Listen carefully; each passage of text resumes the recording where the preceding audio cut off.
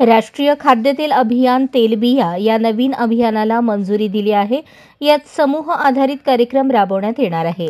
सदर अभियानांतर्गत सोयाबीन, करडई, सूर्यफूल या पिकांसाठी सोलापूर जिल्ह्याची निवड करण्यात आलेली आहे। सदर कार्यक्रमांतर्गत खरीप हंगामामध्ये सोयाबीन व सूर्यफूल पिकाचे सुधारित तंत्रज्ञानावर आधारित समूह पीक प्रात्यक्षिके घटकात अनुदानावर बियाणे व निविष्ठा ही बाब शेतकरी गट, शेतकरी उत्पादक कंपनी, कृषी क्षेत्रात काम करणारी सहकारी संस्था आदींद्वारे राबवण्यात येणार आहे। याकरता महाडीबीटी पोर्टलद्वारे नोंदणीकृत शेतकरी गट, कंपनी, संस्था यांची निवड प्रथम अर्ज करणाऱ्यास प्रथम प्राधान्य या तत्वावर देण्यात येणार आहे।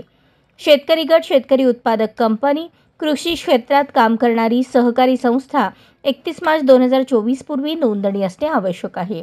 शेतकरी गट कोणत्याही शासन यंत्रणेकडे नोंदणीकृत असावा। महिला आर्थिक विकास महामंडळ, राष्ट्रीय ग्रामीण जीवनोन्नती अभियान पीक प्रात्यक्षिक अंमलबजावणी करताना शेतकरी गटांना अनुसूचित जाती जमाती प्रवर्गाच्या खातेदारांच्या उपलब्धतेनुसार सदर प्रवर्गाच्या शेतकरी व महिलांना विहित प्रमाणानुसार लाभ देणे बंधनकारक राहील।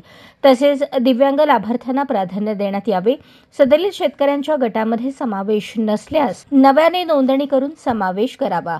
लाभ द्यावयाच्या एकूण लाभार्थ्यांपैकी 30% महिला लाभार्थी असावेत।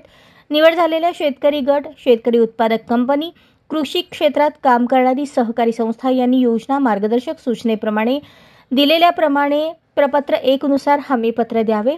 आवश्यक प्राधान्यक्रमाप्रमाणे शेतकरी गटामध्ये उपलब्ध नसतील तर गटाबाहेरील पात्र शेतकऱ्यांची निवड करण्यात येईल।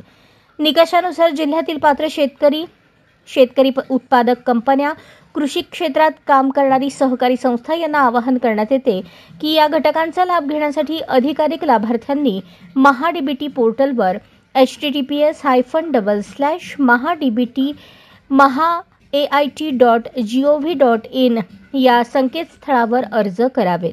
अधिक माहितीसाठी नजीकच्या कृषी कार्यालयाशी संपर्क साधावा असे आवाहन जिल्हा अधीक्षक कृषी अधिकारी सोलापूर शुक्राचार्य भोसले यांनी केले आहे।